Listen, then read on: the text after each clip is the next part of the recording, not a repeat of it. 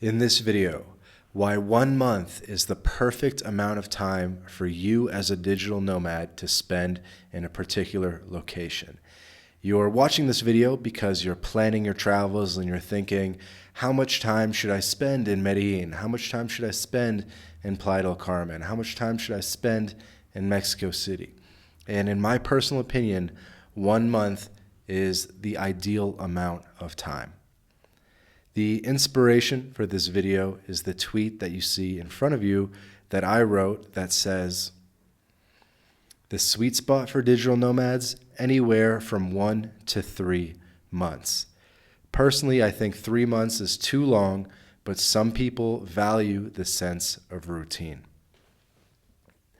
Now, me personally, semi-anonymous Vance, I have been traveling 1 month at a time, 1 month Airbnbs for years now. Obviously, I've tried other amounts of time, 2-3 months per location, 1 week per location, things like that. And in my personal experience, 1 month is the perfect amount of time to spend per location. Now, there are many reasons for this. I think the number one reason is when you spend 1 month per location, you will get discounts on Airbnb. And in this video, I'll actually show you a little bit about what that looks like on Airbnb. The other main reason is I think 3 months, even 2 months is too long, is because it's a bit sedentary. It's a bit too slow. And I think when people are traveling slow, they're not getting as much done per day, and I think it just naturally slows down your energy levels because you think, oh, I'm not going to do much today. I got 2 months, I got 3 months. I can always extend, whatever. But when you have only 1 month, you say, okay, I need to pack in as much productivity, but also as much adventure in this day as possible. So to make this clear, I pulled up timeanddate.com, one of my go-to websites for just kind of looking at the calendar. And let's take the month of March, for example. And what does the month of March look like for a digital nomad? How would I think about planning my travel if I wanted to spend the month of March in a particular city? Well, I like traveling on the weekends. So when I'm switching cities, when I'm taking a flight or a long haul bus, I want to do that on a Saturday or a Sunday. I do not like switching cities midweek. I think is disruptive to the flow, especially if you have a remote job, you have calls, things like that. So as a digital nomad, you should always be optimizing for traveling on the weekend. And so what I would probably do is I look at March and I see, okay, so the weekend is the 2nd and 3rd of March. So I would probably look to book an Airbnb from March 2nd to March 30th or 31st. So let's have a city in mind as an example as we work through this video. Let's say Medellin, okay? So we're gonna arrive in Medellin on the 2nd, and we have our Airbnb booked until the 30th or 31st, right? So we're gonna get there, and we're gonna start off the week with some routine. Maybe on Sunday, we go to the grocery store, we get some supplies for the week, we buy eggs, we buy bacon, we buy coffee, so that we have our supplies for the week. And maybe we do a small adventure on Sunday as well. Maybe we do a small hike or look for the gym or something. But then we hop into the week, the work week, the 4th, 5th, 6th, 7th, 8th. And this week we're primarily grinding during the day, right? We're getting our work done, we're working our remote job, we're working on our business. And obviously when you take a break during the day, you can do mini adventures, mini day trips, things like that. But during the week, you're primarily going to be grinding. Then when your first weekend rolls around, the 9th and 10th of March, you say, cool, I have my weekend. Now I can do some of those longer day trips where I'm out of the house for 4 hours, 6 hours, 8 hours. Maybe I'm even staying overnight somewhere. I can go to Guatape, pretty cool town, and I could maybe stay there for one night or do it as a really long day trip, something like that, right? And so you think about these cool day trips that you want to do. Maybe one is Guatape, maybe one's the town of Jardín, up in the mountains a little ways away. And so you have all these day trips in mind for your stay in Medellin. And you're doing the calculus and you're saying, okay, well, I can really do day trips the 9th, the 10th, the 16th, 17th, and then the 23rd, 24th, and then I'll be leaving on the 30th or 31st, right? So in 1 month, you really have 3 good weekends for doing epic trips and epic day trips. And so you have 3 good weekends and you have a solid, 15, 20 days of grinding. Yeah, so 20 days, work days, business days of grinding. So that's kind of how I think about it. So let's go back to the original tweet and let's see what some other people were saying about this. So Izowski says, shout out Izowski, says, 3 months feels too short. Obviously, I'm kind of disagreeing with that in this video, but I respect the opinion. Christy says, 1 month in a destination is average for me, right? Chris says he can't do less than 3 months anymore. He needs the routine. And a lot of people obviously resonated with that because that has likes. Remote Tribe says 1 to 2 months is perfect to be productive. And then towards 3 months, it's getting a bit dull.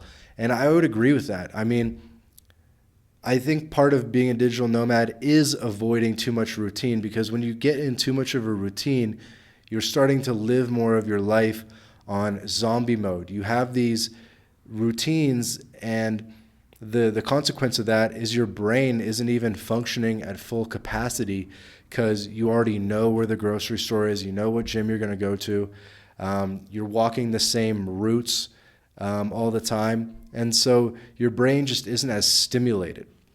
And so if you had to look at a chart of your brain activity during like a 3-month stay in a country, in the same city, the first month would have a lot of brain stimulation. Second month, it would start petering off a bit. And by the third month, the average level of brain stimulation would probably be a lot lower, just because you know the streets now and everything just doesn't have that brand new feeling anymore. So I agree with this, that towards the third month, things are just getting too dull. So why not go check out more cities, right? Gavin says 1 month a little short, 3 months is great if you like the city, blah, blah, blah. And I think a lot of these questions or a lot of these comments focus around, if growing the business is a priority, you might want 3 months, whereas, if you're coasting, quote unquote, 1 to 2 months is good enough. And I obviously agree with that to some extent. You're not going to be working quite as hard if you're traveling every single month versus every 3 months due to a number of factors. But I think the biggest factor is just because there's more to do and see, right? Because if you're staying 3 months in the city, there's very few cities where you actually need 3 months to see it all. There's almost zero cities like that. Like Barcelona, I don't know, Rome. Like you can really still conquer all these cities in a month and have a very good understanding of that city. And for the rest of your life, when you meet someone from these cities, let's just say Rome. Someone goes, "Oh, I'm from Rome." You go, "Cool, I spent a month in Rome. I went to the Fountain of Trevi, blah, blah, blah, Spanish Steps, blah, blah, blah." You can get all that done in 1 month, and you kind of know where that person's coming from. You understand that person. And so 3 months, the difference between 1 month and 3 months doesn't really make a big difference in terms of your understanding of a city, to some extent. Obviously a little bit, but I think you really get the gist of it after a month. So Patrick says, constant debate, 1 month minimum. The monthly Airbnb discount is too good to pass up. So let's talk about that next, because that's really the whole reason for the 1 month, why we think 1 month is a good measurement, is a good, perfect amount of time to spend per city. It's partly due to this Airbnb monthly discount. So let's jump over to Airbnb and let's kick up some examples of what this 1 month discount looks like in reality. All right, guys. So where do we want to go? Any takers? Any suggestions? Where do we want to go? Tell me where I should use as an example. Medellin, Playa del Carmen. Okay, fine. We'll use Playa del Carmen. So Playa del Carmen, as we know from our timeanddate.com, we want to check in on the 2nd and check out, ideally on the 30th. And that's actually less than a month, by the way. But, and here's a big Airbnb secret, is they start giving that month discount at 28 days. So we're going to do exact days here. Obviously, you can do plus minus a day. And that's one of the benefits of these, what I'm talking about in terms of traveling on the weekends, is you can wiggle it.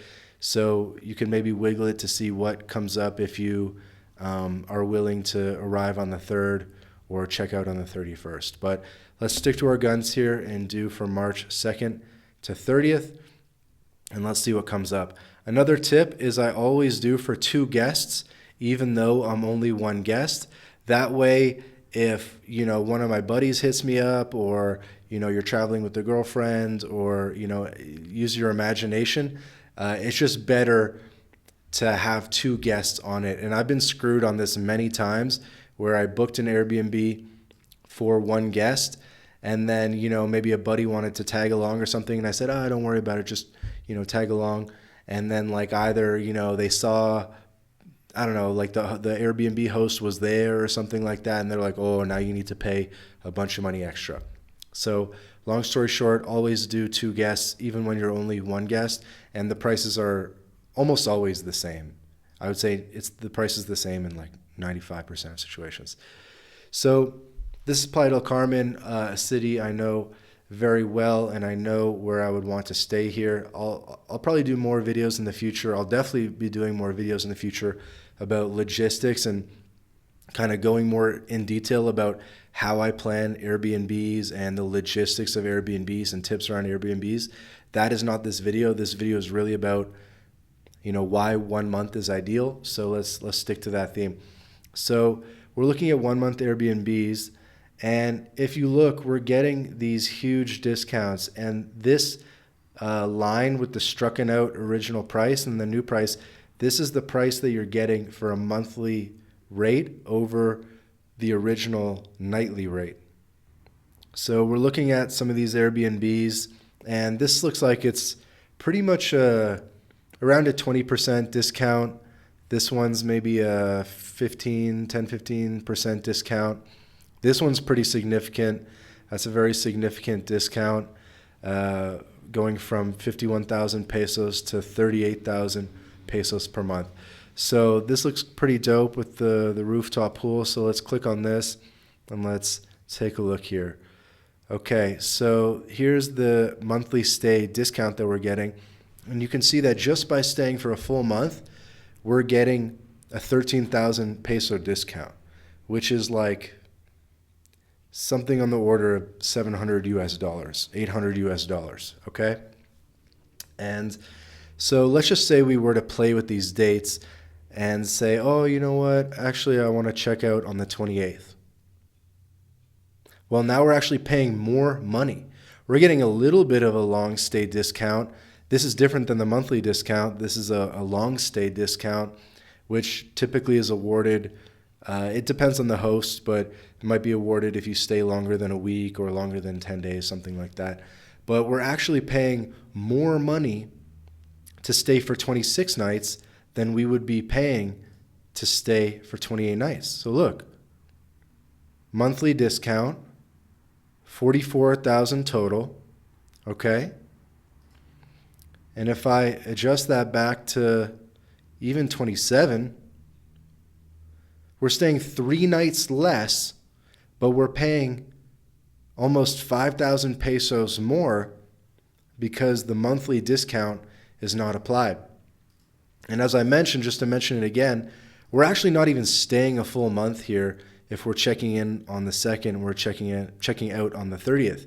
That's actually 29 nights, but we're still getting that discount applied, which is huge. So obviously we could say, oh, you know what, I like this place. Incrementally, definitely worth maybe paying, 1,000 pesos extra to stay another night. We're getting that monthly discount. And so that's good. That's what's up. So monthly discount, we got our place, Playa del Carmen. Oh my God, beachfront, awesome. Another tip, I'll expand on this in future videos, but you can come down to contact host and you can send that host a message. I'm not logged in right now, but you can send that host a message and ask for an additional discount. And I guess how contacting the host ties into this video theme of 1 month stays being ideal is that if you contact the host and say, hey, I want to stay for a month, give me a bit more of a discount, even over this monthly discount, you're more likely to get it. And the reason why is because when you start talking in monthly terms instead of nightly terms, it sort of changes the frame of the conversation. It changes the frame of the negotiation where everyone knows what places cost per month to rent in their city because everyone is basically renting per month, right? That's how we think about rentals all over the world. Wherever you're at right now, listener, you know, oh yeah, I pay $1,500 a month. You know, the going rate in my city is $1,500. I know if I move to New York, the going rate is, I don't know, $3,200 a month. So we know what a monthly rental basically costs in our city. And then when you jump onto Airbnb, you're sort of setting that monthly frame. And when you contact the host and you say, hey, look, I'm trying to stay for a month and it's, friggin' 45,000 pesos. That's kind of ridiculous. I think a more fair monthly rate would be something maybe like 38,000 pesos all in. So give me even more of a discount. And so you're setting that monthly frame. Another thing I want to show you is, let's just say a lot of people say, oh, I want to stay for 2 months, 3 months, and then they make the enormous mistake of trying to rent something on Airbnb for 2 months. Now, it looks like this is, in fact, open, so I can do this here. I can use this as the example. So let's just say I want to rent this for 2 months. It says pay by month. You'll pay in monthly installments. Okay, cool. I'm not logged in, but what I wanted to kind of show you here would be the refund policy. And so the idea is that if you stay for more than a month, it makes it a lot harder to get a refund. So if you check in, the first 30 nights are non-refundable, but you'll get back every night after that. So what this means is that if you don't like the place, maybe it's beside a bar, it's too noisy, it's not going to work for you, the first 30 nights are non-refundable. So you'd be walking, if you paid for 2 months, which would be on the order of $5-6 grand, you'd be walking away from about $2,500 because you'd only be able to get that second month refunded. Now, if I put this down to 1 month, this is different for every host, so this might not fit my narrative here, so let's go back to the cancellation policy. Okay, so this guy's saying no refund. But the idea here is that there's a refund or there's no refund, if you check in. But depending on the Airbnb host, you can get that full thing reimbursed if something was off or whatever. But if you're staying for more than a month, it's complicated because they'll say, oh, the first month we treat it this way, the second month we treat it a different way, we can do a partial refund, blah, blah, blah. But if you're only staying for 1 month, it's kind of a lot easier to get a full refund. And if you stay for longer than a month, if you stay for 2 months, you stay for 3 months, it's harder to get a full refund. Hopefully that's clear. Okay, cool. So hopefully that kind of exhausted the idea that, on Airbnb, you're going to get a better deal if you stay per month, obviously. And it can be significant. Like here, this discount we're looking at is on the order of like 30-40%, and it can be significant. You'll even see ones that are like 60% discount, like enormous discounts. This one here is like 45% discount. So don't think that it's a standard rate of discount. The host can set whatever discount rate they want. This one is really only like 15% discount, whereas this one's more like 20% discount, whereas this one's even more, right? I've actually stayed in this building before. So the monthly discount is set by the host, and it can vary quite a lot, but I've seen it up to 40% all the time. Every day you'll see 40% discounts, and sometimes you'll even see like 60% discounts. And that's before you even contact the host and say, hey, host, love the place, but I want even more of a discount, which, by the way, yes, you can do. So coming back to, the tweets and the conversation that we had around the tweets, I'm not going to read every single tweet here. Some people say, 1 month is the best. Some of the other reasons why 1 month is great is because with 1 month, you can get a 1 month gym membership. And a lot of gyms in Latin America allow you to pay for a single month. Maybe in the USA, not so much, but yes, in Latin America, very common to just buy a 1 month gym pass. So that's kind of the benefit over if you just go somewhere for a week or two, you can't really get a gym pass. Where if you stay somewhere for a month, not only are you getting discounts on Airbnb, but you're also able to get a monthly gym pass and other benefits as well. I don't know why I can't think, but there's more. And let's look, I had a couple other tweets that were related to this concept. So pro Airbnb tip, if you want the best 1 month Airbnbs, you need to book in advance. It only takes one person to reserve part of your month and you're screwed. Book in advance so no one will take it. You can often cancel for free later anyway. Pretty self-explanatory. Just to elaborate on this a little bit, people who were digital nomads before 2020, we were able to be a lot more last minute because there wasn't as much competition for Airbnbs back in 2018, 2019. You could actually travel pretty last minute and get a pretty sick Airbnb, pretty sick 1 month Airbnb at the last minute. But now that so many more people are remote in 2023 and 2024, it's just not like that anymore. Where when there are sick Airbnbs, either because they're in the perfect logistical location or they have a rooftop pool or they're giving big discounts and the price is really good, those do tend to get snapped up pretty fast. So you can actually save a lot of money by booking in advance because let's just say we're looking at Playa del Carmen, right? If we were looking at, something 10 days in advance, we're getting like the bottom of the barrel Airbnbs. Whereas if you were able to book like 6 weeks in advance, 2 months in advance, the world is your oyster and you're going to have a lot more Airbnb. By definition, you're going to have a lot more Airbnbs available to you. And so you'll be getting lower prices because, you're going to be able to, how do I filter by price here? But you're going to be able to filter by price and be like, okay, like give me the ones that are, in my range. I want something that's maximum 15,000 pesos, right? And we still have a couple options because we're looking at March and it's high season in Playa, so actually not much availability here, but at least there's something.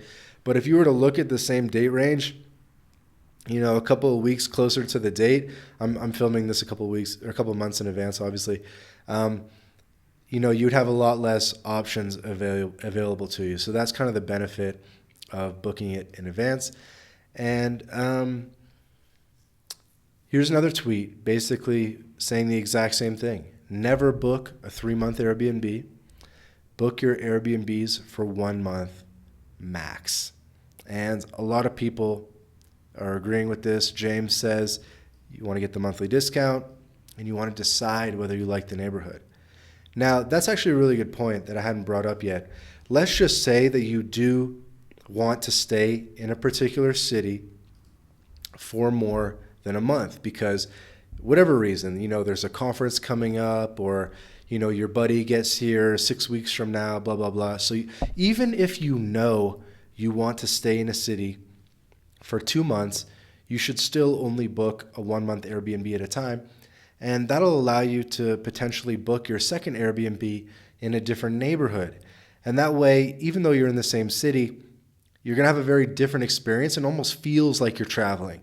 And it's going to rejuvenate your senses. It's going to put you off zombie mode a little bit and put you back in that, high aware, high consciousness frame. So let's just say I wanted to stay 2 months in Playa. Maybe I'd pick my first 1 month Airbnb right around here near the stadium, which is one of my favorite neighborhoods. And if I was going to stay a second month, maybe I'd actually get that second month Airbnb somewhere near CTM, because this is a cool area too, with like a little bit closer access to the beach, a little bit chill, a little bit further from the bars. And it's a bit different vibe because I would end up going to different restaurants if I stayed here. I would end up going to different beaches if I stay here, doing slightly different activities, that kind of thing. And so it would just sort of like feel like my life slows down a bit. It would feel like I'm having a more varied range of experiences versus if I just stayed for 2 months in this spot. If I did 1 month here and then 1 month down here, even though it's just a couple blocks away, it is really a total different experience. And in that way, you're just having a larger range of experience. So very important what James is saying here. Bro says he got a 6-month Airbnb. Yeah, would definitely do not recommend that. But yeah, so long story short, the sweet spot for digital nomads, in my opinion, is a 1 month Airbnb. We've provided a number of reasons why that's the case. And not only, to expand this beyond just Airbnb, I think 1 month per city. I really, truly believe that 1 month per city is totally enough time to see and do everything that you would like to do. And if you're the type of person that really values that routine, I would suggest maybe trying the approach that I'm talking about, trying just doing 1 month per city instead of 2 or 3 months per city. The other thing I didn't mention before, so I'm going to squeak it in, is opportunity cost. And if you know that every single day there's dope new stuff to do because you're in a new city, you're actually going to work harder at your job. So I think the routine thing isn't telling the whole picture. When people say, oh, I'm more productive with 2-3 month Airbnbs, I don't think that's telling the whole picture. I think I'm actually more productive in some ways with 1 month Airbnbs. And the reason for that is because when I'm in front of my computer, I'm going to get work done because I know I'm only in this city for a month. So when I'm not in front of my computer, I have dope stuff to do. I'm going to do a hike I've never done before. I'm going to go to a beach I've never done before. I'm going to go to a museum I've never done before. And so in that sense, my opportunity cost is higher. And because my opportunity cost of my time is so high, I'm going to be hyper-focused on my job to just get everything done. Because it's like, look, if I don't get this thing done, if I don't edit this video in time, I can't go to the museum. So I'm just going to laser in, edit the video, boom, boom, boom, whatever it is, so that I have time to go to the museum. So I think the heightened opportunity cost of your time when you're traveling 1 month per city in some ways actually makes you more productive, certainly on a per hour basis. All right, guys. So hopefully that closes the debate on the ideal length of time, or at least relives up the debate where, in my opinion, 1 month per city is the ideal length of time to spend in a city. And I have given my reasons here, and I wish you the best of luck on your digital nomad travels.